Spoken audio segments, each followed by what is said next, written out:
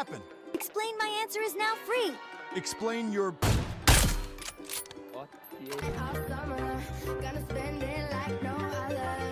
Анда юу гэж юм?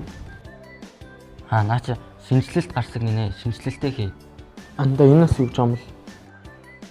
Наач биетэндээ тааруул үгээ хэлгэнэ.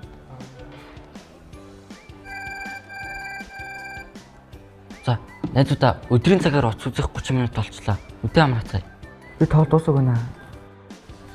Хүүхдүүд бид цахим технологи ашиглан чанартай боловсрол эзэмших, хөгжих, гадаад хэл сурах, бодлоо илэрхийлэх, дуу хоолойгоо бусдад хүргэх, сонирхолтой хөгжилтэй бичлэг үзэх, хэрэгцээт мэдээлэл ирж хаах, хүнд нөхцөлд орсон хүүхдүүдэд туслах, контент бүтээх, влог хийх, найзуудтайгаа холбогдож тоглох, цахим орчинд хувийн мэдээлэлээ хамгаалах, бусдыг хүндэтгэх, зөв зохистой хэрэглэх, хариуцлагатай байх хэрэгтэй.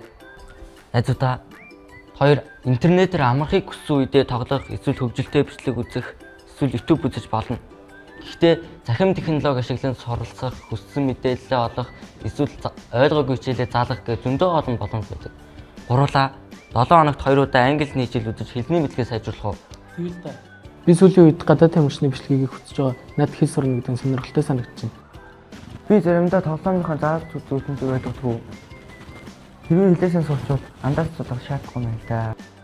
Хүүхдүүдээ цахим орчныг бүтээлчээр ашиглаарай. Интернетийг зөвхөн тоглох, сошиалд харилцах бус шинэ зүйл сурах, хоббигоо хөгжүүлэх, ном унших, гадаад хэл үзэх, сонирхолтой сургалтанд хамрагтаад ашиглаарай. Цагийн зөв хэрэглээг хэвшүүлээрэй.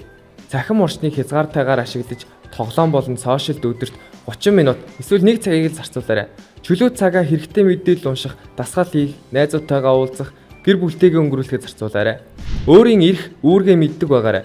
Чи захим орчинд мэдээлэл авах бодлоо илэрхийлэх хэрэгтэй. Гэтэ бусдын эрхийг зөрчихгүй, өөрийн болон бусдыг хамгаалах үүрэгтэй гэдгээ санаарай.